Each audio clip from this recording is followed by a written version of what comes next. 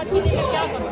अब बाबा साहब ने बड़ी हिम्मत और बड़ी साहस के साथ मंडी दिया थी कि मैं इस जातिवादी इस गंदी सोच को खत्म करके रखूंगा और अपने समाज को एक समतल के धरातल पर लाके रखूंगा।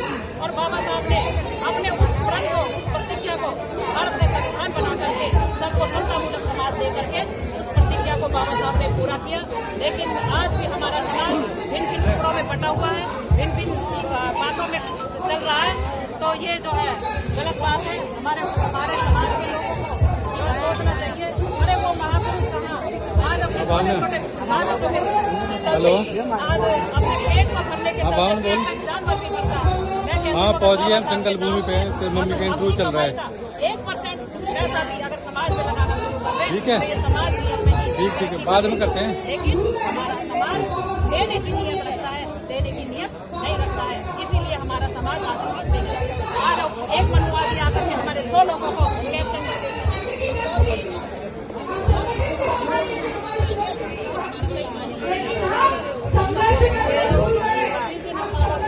सही मायने में धर्म को ले लेंगे।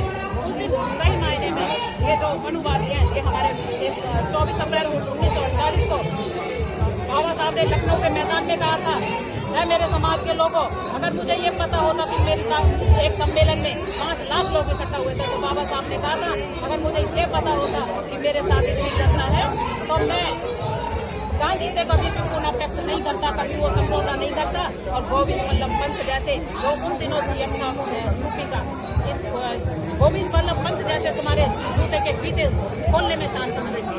तो बाबा साहब का ये कथन तब साकार होगा जब हम एकजुट हो जाएंगे। अगर एकजुट नहीं होंगे तो हमारे हाथ कुछ लगने वाला नहीं है। हम ऐसे ही चिल्लाते रह जाएंगे, हम ऐसे ही बोलते रह जाएंगे, कोई फायदा होने वाला नहीं है। मेरा सवाल बाबा साहब का डिवाइस प्रतिज्ञा थी, लेकिन आज मैं देखती हूँ अधिकतर जो महिलाएं हैं वो अंधविश्वास से हमारी जो महिला है ना, उनको लगता है कि धर्म ने हमें सब कुछ दिया और वो धार्मिक इतनी हो चुकी है, धर्म के आधार पर उनका हर रोज शोषण हो रहा है। लेकिन वो उस शोषण को शोषण नहीं मानती है। जिस दिन कहते हैं ना, जब तक पीड़ित को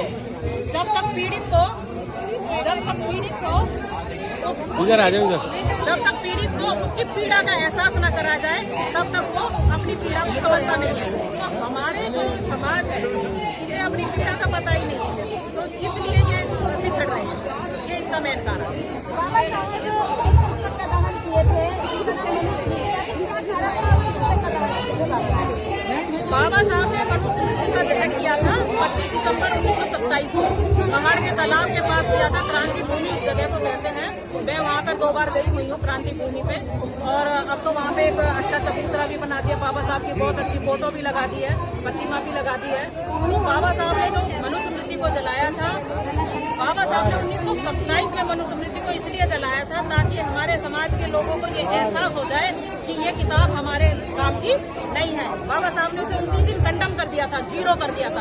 और जब संविधान लिखा तो इनके जितने भी धार्मिक ग्रंथ हैं, चाहे गीता हो, रामायण हो, महाभारत हो, सबको कंडम कर दिया था कि सर्वोपरि क्या है, भारत का संविधान है। और वो संविधान हमारे बाप ने लिखा है, किसी के बाप ने नहीं लिखा।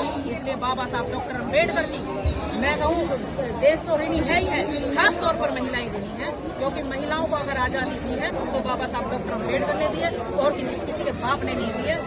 हिंदू धर्म के अनुसार महिलाएं आज भी गुलाम है, और महिलाएं अपनी धर्म को मानेंगी तो गुलाम बनी रहेंगी। अगर संविधान को मानेंगी तो आजादी का उन्हें दर्जा मिलेगा और बराबर का साथ